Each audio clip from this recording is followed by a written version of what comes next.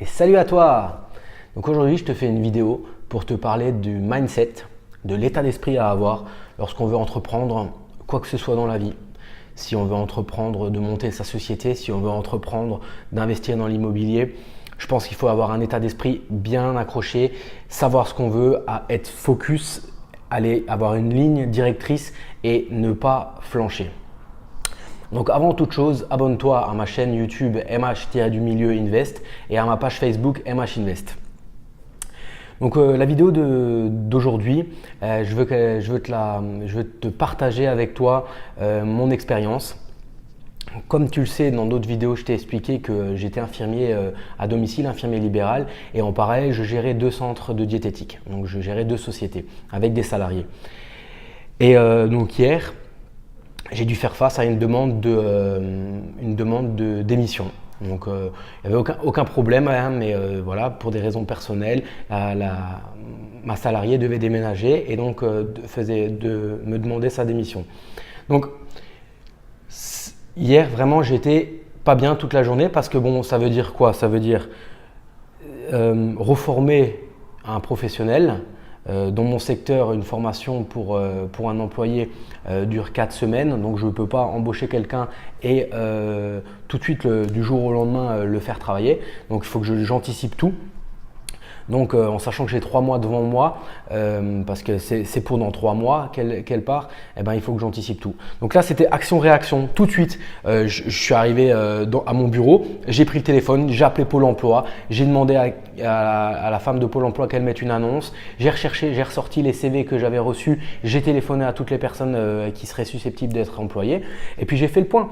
Je me suis posé et j'ai laissé digérer la journée. Voilà, c'est aujourd'hui, on est le lendemain, je te fais cette vidéo et ça va déjà mieux. Mais je veux dire, c'est pour dire que lorsqu'on entreprend quelque chose, n'importe comment, n'importe quand, un moment ou un autre, il va y avoir un petit souci à régler. Et ce qui fait un grand entrepreneur, ce qui fait qu'une personne arrive à faire quelque chose, c'est que derrière, elle règle des problèmes, elle règle des soucis. Voilà, là maintenant, moi ça m'embête parce que c'était une salariée, j'avais fait un CDI, je pensais travailler avec elle sur le long terme, elle a rencontré quelqu'un, elle va déménager, c'est tout à fait normal. Il faut rester humain aussi. Quand elle me l'a dit, j'ai dit vous avez raison, une relation à distance, ça ne marche pas, il faut savoir rester humain. Mais moi derrière, maintenant, ça me fait du boulot, ça me fait du taf et une perte d'argent aussi parce que c'est quelqu'un à reformer de nouveau. Donc voilà, entre-temps, j'ai acheté j'ai racheté une société l'année dernière. Cette société, l'ancien propriétaire me demande à une mise en demeure par rapport à l'accès Internet. Alors que moi, j'avais fait tout dans les règles de l'art. Je reçois un mail ce matin, limite assassin, où il me soupçonne de ne pas avoir fait le travail et que lui, maintenant, il doit payer. Voilà. Encore quelque chose à gérer. On peut vite péter un plomb et se dire moi j'arrête tout, j'abandonne. Non, il ne faut pas abandonner. C'est justement là, à ce moment-là qu'il faut travailler parce que c'est des petits détails et dans 6 mois on n'en parlera plus. Quand je fais le recul sur moi-même, j'ai dû régler des problèmes il y a quelques temps, mais j'y pense même plus. Et ben voilà, dans 2 mois, j'y penserai plus. J'aurais recruté une nouvelle salariée et j'aurais réglé le problème avec l'ancien propriétaire de l'ancien magasin que j'ai racheté. Donc voilà. Et pour dire aussi, toutes les personnes extérieures qui pourraient vous polluer parce que vous avez envie d'entreprendre, ou toutes les personnes qui disent ouais, toi tu as des magasins, tu es riche entre guillemets ou quoi que ce soit, quand j'entends ça, derrière, sachez une chose, c'est que toutes ces personnes-là, ils ne voient pas le travail qu'il a fait en amont. Tout le travail qu'il a fait dans l'ombre, entre guillemets, pourrais-je dire. Donc voilà. Si vous voulez entreprendre quelque chose, foncez. Allez-y, foncez, mais surtout n'abandonnez pas au moindre petit problème. Si maintenant je fais le parallèle avec l'immobilier, je souhaite faire du meublé. Je suis sous compromis de vente avec une maison. Je vous ai fait une visite, je vous ai montré, j'ai fait la visite de la maison après avoir signé le compromis de vente pour vous montrer dans quel état elle était. Et je souhaite cette maison la louer en meublé. J'ai fait une annonce fictive pour voir si j'avais de la demande en tant que location meublée dans le village où j'investis. Pour l'instant, j'ai aucun retour, j'ai aucun mail, personne n'est intéressé. Donc voilà, je suis aussi dans le doute. Qu'est-ce que je fais? Est-ce que cette maison, je la loue en nu? Est-ce que je la loue en meublé? Est-ce que je l'intègre dans ma SCI? Voilà, mais faut pas abandonner, surtout n'abandonnez pas. Investissez, si vous voulez investir, formez-vous, mesurez les risques, mettez toujours de l'argent de côté, comme ça quand vous investissez, vous êtes sûr d'avoir un matelas de sécurité. Ne balancez pas tout votre travail d'un côté. Si vous voulez investir dans quelque chose, essayez de le faire en parallèle de votre travail pour avoir toujours un matelas de sécurité. Il faut toujours avoir un matelas de sécurité et ça permet justement de ne pas péter les plombs quand on a des problèmes comme ça. Je veux dire, moi j'ai de la trésorerie, il faut avoir de la trésorerie partout parce que quand on a un petit pépin comme ça, il faut pouvoir soit pallier au manque à gagner, soit payer quelque chose pour régler le problème.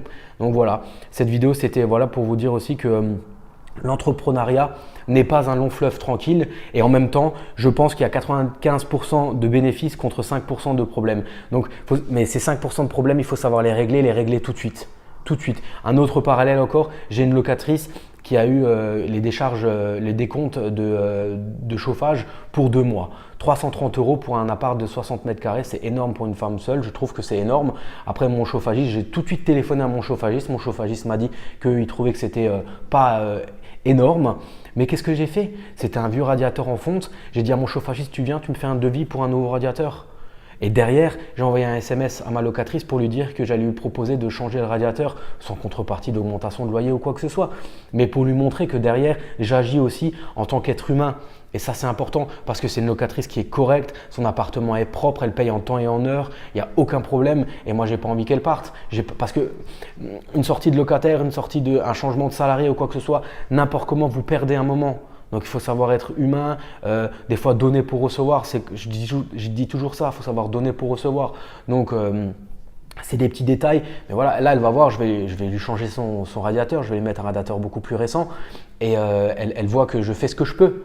Après, elle m'a fait le chèque 2 jours après, le chèque pour la consommation de chauffage pour les deux derniers mois. Donc voilà, c'était une petite vidéo pour vous parler de l'entrepreneuriat et de l'état d'esprit à avoir, qu'il faut absolument ne rien lâcher, qu'il faut régler les problèmes. Je pense qu'un bon entrepreneur est quelqu'un qui sait régler les problèmes au fur et à mesure, tout de suite, ne pas laisser traîner. On les règle et puis on n'en parle plus et puis on passe à autre chose. Et tout le monde est content quand on voit que les problèmes sont réglés rapidement. Il se dit voilà, lui il s'inquiète pour moi quand même. Restez humain. Épargner aussi, ça permet d'avoir un matelas de sécurité et de rester serein. Donc je vous dis à bientôt pour de nouvelles aventures immobilières, des nouvelles aventures de l'état d'esprit de l'entrepreneur. Je suis en train de réfléchir pour organiser une formation, pour vous procurer une formation pour les débutants, pour la recherche d'un bien à but locatif. Quelles sont les étapes à faire quelles sont les démarches, quels sont les outils à utiliser, dans quel état d'esprit se mettre et surtout, avant toute chose, n'importe comment, avant de commencer n'importe quoi, mettez de l'argent de côté. Mettez de l'argent de côté et si vous avez un job, gardez le job. En parallèle, il faut être sûr. Mon métier d'infirmier libéral, je suis pas prêt de le laisser tomber. Vivre de mes rentes, j'y suis pas encore et je veux partager mon évolution avec vous et vous montrer que ça prend aussi un certain temps. Donc voilà, donc abonnez-vous à ma chaîne YouTube et likez ma page Facebook MH-Invest et puis je vous dis à bientôt pour de nouvelles aventures immobilières. Salut!